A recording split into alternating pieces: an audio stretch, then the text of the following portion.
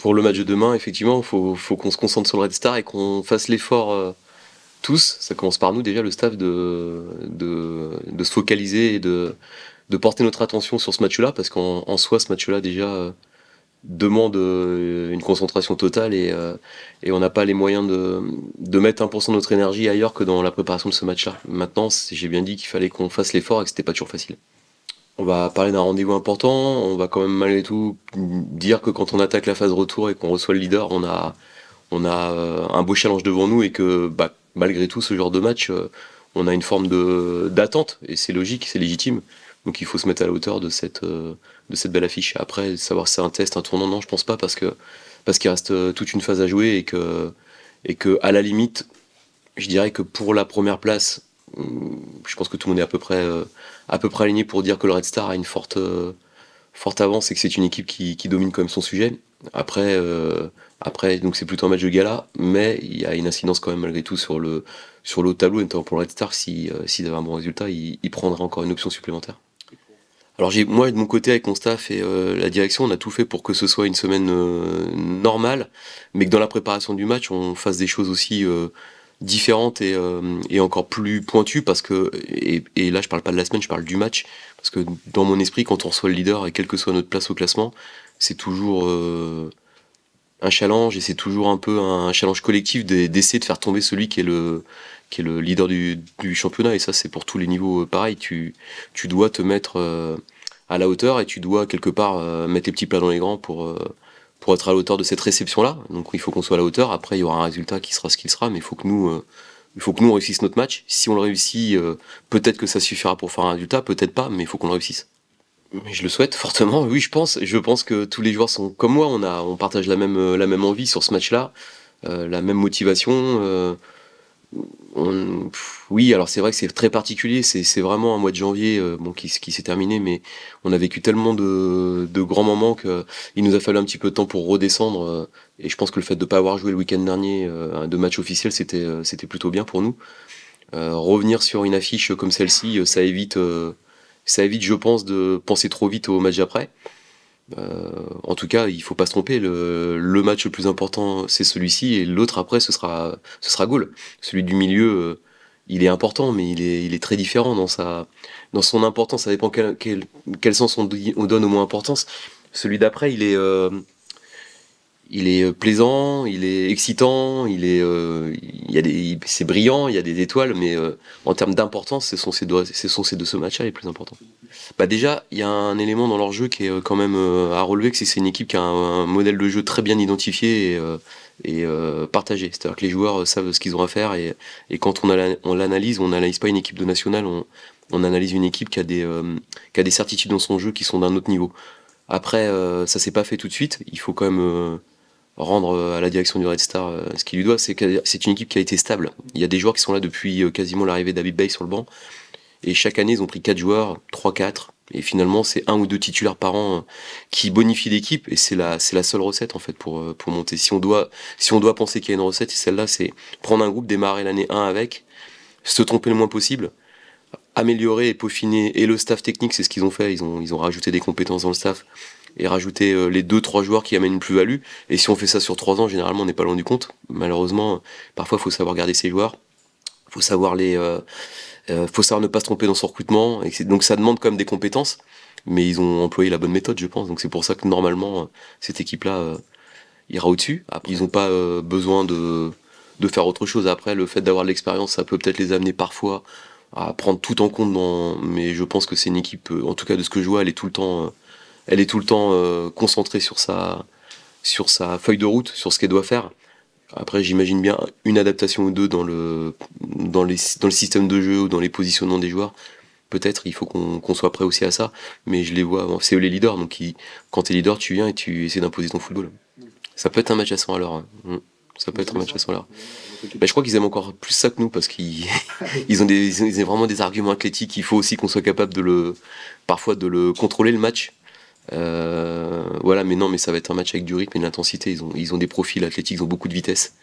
Quelque part, ça ressemble un peu au Reims de Will Steele, avec évidemment, on est en national et c'est la Ligue 1, donc on va pas non plus dire que ce sont des joueurs de Ligue 1, mais dans l'esprit général, il y a des choses qui ressemblent. Ça devient un casse-tête, surtout certaines zones de jeu, il y a des endroits où il y a moins de concurrence que d'autres, où ça aurait pu être bien qu'il y ait un peu plus de concurrence pour que ce soit homogène. Il y a des endroits où c'est pas le cas, il y a des endroits où c'est féroce, pour prendre sa place ne serait-ce que dans les 16. C'est bien, après il faut savoir le faire vivre et l'animer parce que la concurrence ou la très forte concurrence, certains disparaissent quand ça devient trop dur. Il y en a d'autres au contraire, ils ont besoin de ça, d'émulation. Ça dépend des caractères, ça dépend des joueurs. Donc il faut comprendre que de toute façon ce qui compte le plus dans un groupe quand on a de l'ambition, c'est ceux qui jouent pas, ou qui jouent moins, ou qui sont des partenaires d'entraînement, ou qui ont peut-être 3 matchs à faire sur la deuxième partie de saison ou 4. Et la bonne santé d'un groupe, elle est toujours symbolisée par l'état d'esprit de ceux qui jouent pas. Déjà pour commencer, il faut que les recrues rentrent dans l'équipe, parce qu'on a quand même aussi une équipe qui a une petite histoire en commun, mais de 6 mois, mais il y a une histoire en commun, il y a des repères, il y a des affinités, il y a des complicités. Donc l'idée c'est pas de tout modifier juste pour le plaisir d'intégrer des nouveaux. Les nouveaux doivent faire l'effort de rentrer dans le groupe. On a choisi des joueurs qui, je pense, sont des joueurs intelligents et ont un très bon état d'esprit. Donc déjà c'est la base, parce que quand t'as un groupe comme le nôtre, c'est assez facile d'y rentrer, mais c'est un groupe très sain, donc il y a pas de tordu. Donc on voulait pas rajouter des gens qui viennent nous polluer un peu l'atmosphère générale. Donc on les a très bien accueillis, ils ont fait l'effort de s'intégrer. Après, il y a l'étape supérieure, c'est l'intégration dans le jeu. Il faut les mettre dans les bons temps, il faut les impliquer, mais faut aussi prendre son temps. On a, comme je disais avec Julien, quand on a discuté avec certains joueurs, on n'est pas une équipe malade qui a besoin d'un mec qui vient nous sauver ou de 2 joueurs qui viennent nous sauver. On a besoin de joueurs qui nous amènent leur qualité, leur expérience, leur spécificité. Les 3 qui sont venus ont tous les 3 un vécu intéressant. Évidemment, Dimitri a un vécu XXL, mais Maxime, il a vécu une montée et un maintien chez un promu. Boris, il connaît très bien le club, il a une double expérience à l'étranger qui est quand même très riche, parce que s'expatrier et partir à l'étranger comme ça, c'est courageux et c'est jamais facile. Donc ce sont des garçons qui ont du recul et qui sont très pros. Bah, c'est vrai que c'est le paradoxe, hein. C'est vrai qu'il y a beaucoup d'équipes qui n'avaient pas la possibilité de contracter avec des joueurs sur ce mercato pour des raisons économiques. Nous, on a eu un été ouais, tumultueux, tourmenté de ce point de vue-là, et malgré tout, on avait une masse salariale qui nous permettait d'ajuster notre effectif, soit par le biais des départs, parce qu'on a des gens qui sont partis, et ça nous a permis de prendre Maxime et Boris pour le départ de Chris. Et on avait une petite enveloppe qui était restée disponible pour un joueur de plus. C'était pas le poste qu'on avait ciblé, mais l'opportunité Dimitri a fait qu'on a utilisé notre enveloppe pour ce profil-là. Donc oui, c'est une chance malgré tout. Ouais. Et ouais, non, je réfléchis parce que la question est bonne. Je me suis pas posé la question de dicte tout, non. Non, j'ai envie de dire non. Je dirais non comme ça, spontanément, parce qu'il reste plein de choses à faire, à écrire, plein de beaux moments. Le match de Rennes, quoi qu'il arrive, qu'on le gagne, celui du Red Star, ou qu'on le perde, ce serait une parenthèse. Donc voilà, guide peut-être le 3e, peut-être De Gaulle, la préparation du 3e, peut-être. Peut-être, mais de toute façon, ce 3e match-là, il sera aussi différent, parce qu'il y aura des joueurs qui auront peut-être besoin de souffler, il y aura peut-être des joueurs qui auront poussé au bout la machine et vendredi et mardi. Donc c'est là que toute la dimension de groupe prendra aussi son importance pour intégrer des joueurs. Et ce match-là, moi, dans ma tête, je l'oublie pas, je le mets pas de côté, je l'ai déjà en tête, parce que je sais que passer de Bonal à 20 000 personnes à Gaulle, ça va être un exercice mental très, très périlleux. Indisponible, Impoy, Gomis, qui s'est blessé en amical, malheureusement, à l'épaule. Il recourt, mais il s'est fait mal à l'épaule. Après, il y a des joueurs qui vont pas être sélectionnables parce qu'ils ont repris trop tard, comme Amilcar Silva, qui va pas être dans le groupe, parce qu'il a repris l'entraînement collectif hier et adapté il y a 2 jours, et qui enchaîne les stops, les reprises, et c'est dommage, parce qu'il n'y a pas de continuité. Comme ça, de tête, spontanément. Non, on a un groupe qui se remplume, on a beaucoup de monde.